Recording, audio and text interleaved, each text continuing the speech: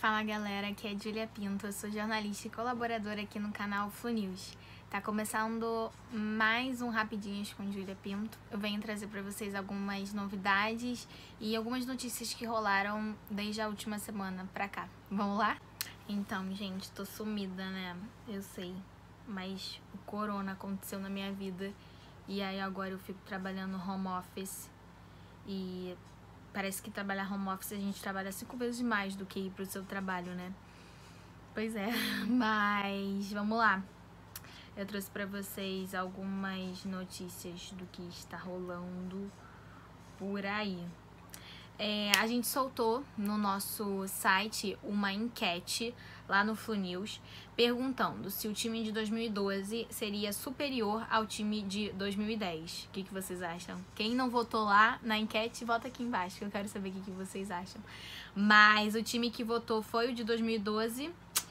Com 3 rodadas de antecedência, o Fluminense se consagrou campeão no Brasileirão 2012, após bater o Palmeiras por 3-2 em São Paulo, né?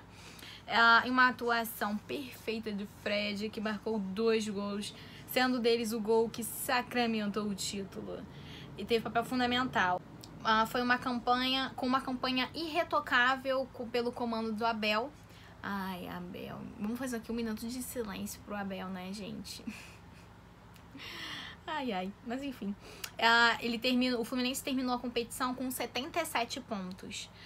22 vitórias, 11 empates e apenas 5 derrotas, tendo marcado 61 gols e sofrido 33. Gente, vocês têm ideia disso? Vocês têm ideia disso? Em 2012 eu tinha, sei lá, 3 anos. Mentira.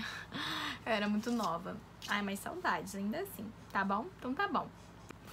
Com essa loucura toda que tá acontecendo de quarentena vírus, tudo bom, de coronavírus, nossos jogadores estão todos em quarentena, em isolamento, e eu não sei se vocês acompanham todos, ou pelo menos a maioria nas redes sociais, eles têm postado muito vídeo deles fazendo exercício naquelas mansões incríveis que eles moram, seguindo as recomendações que psicólogo, treinador físico passou pra eles. Eu acho que é um momento muito importante para eles colocarem a cabeça no lugar, mas ao mesmo tempo não perderem a forma física, né? Eu não sei se vocês viram que... eu já ia chegar falando dele, mas eu vou falar no final. Vou esperar mais um pouquinho. Mas o que eu ia comentar é que o Mário deu uma coletiva falando... Ele se pronunciou como porta-voz dos clubes do Brasil depois de acordo firmado entre eles para concessão de férias coletivas a todos os jogadores até o dia 20 de abril. Ele disse que estava aguardando...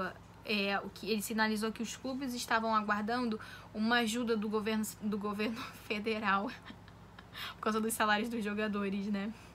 Isso não impede que a gente siga conversando. Os clubes marcaram novas conversas nesses 20 dias para tentar outra posição e esperar, quem sabe, uma medida do próprio governo com relação a esse período de crise, não só na saúde, mas também econômica.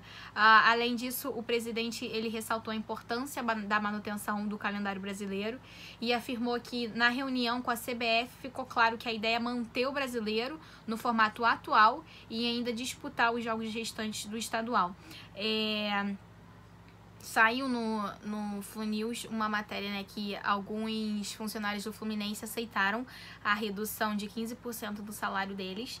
E, além disso, o Fluminense também organizou uma distribuição de bolsas. Se eu não me engano, eram bolsas, enfim, de donativo para os funcionários que têm os menores salários do CT. Muito legal também. Isso é uma matéria lá no FluNews sobre isso. Depois vocês podem entrar lá para acompanhar. Tava um grande chove não molha em questão do Campeonato Carioca, né? Mas aí o presidente da FERJ já soltou uma nota dizendo que o torneio será decidido no campo. Porque, de acordo com uma regra, se o torneio fosse finalizado, quem tava lá no topo seria, obviamente, né, o campeão. E aí, Não vou entrar muito em detalhe não, porque senão vão me chamar de clubista. Mas tudo bem. O Campeonato Carioca será decidido no campo, tão logo seja possível o retorno aos treinos. Não se trabalha com essa hipótese, até porque recebemos a afirmação da Confederação Brasileira de Futebol de que serão disponibilizadas datas para essa finalização acontecer. Está paralisado até no mínimo final de abril. E Rubinho já projeta a volta do treino após as férias dos atletas, assinando com a possibilidade de isolamento vertical. Na próxima quarta-feira, dia 1º de abril, depois de amanhã, haverá uma reunião online com os clubes para essa avaliação, numa análise de tendências e possibilidades, prevalecendo as diretrizes do isolamento vertical, que é o isolamento apenas do grupo de risco. Haverá busca de entendimento com os atletas para a hipótese de retomada das atividades após o retorno das férias, né? Porque agora é como se eles estivessem de férias. Tema, análise e reflexão, concluiu o Rubinho. Vamos ver no que isso vai dar. Ai, gente, eu tô com saudade de ver o Fluminense jogar e ficar xingando todos os jogadores e babando ovo do Nenê. Vocês também? Ah, eu também. Falando no Nenê, ele tem feito várias lives, eu não sei se vocês estão acompanhando. Mas ele tem feito vários ao vivo no Instagram dele, com outros personagens junto com ele. E tem sido bem legal, ele conscientizando as pessoas e dizendo como que tá sendo. E falando nele, o Nenê apareceu entre os nomes com mais assistências. Se liga só nesses números. Tanto o Fedorento do Gabigol quanto o Nenê marcaram 5 gols e deram 2 assistências decisivas cada. A diferença a favor do atacante do Flamengo é que ele precisou de menos tempo em campo para atingir essa meta. Mas o Gabigol acho que é mais novo que o Nenê também, né? Vamos botar em consideração isso.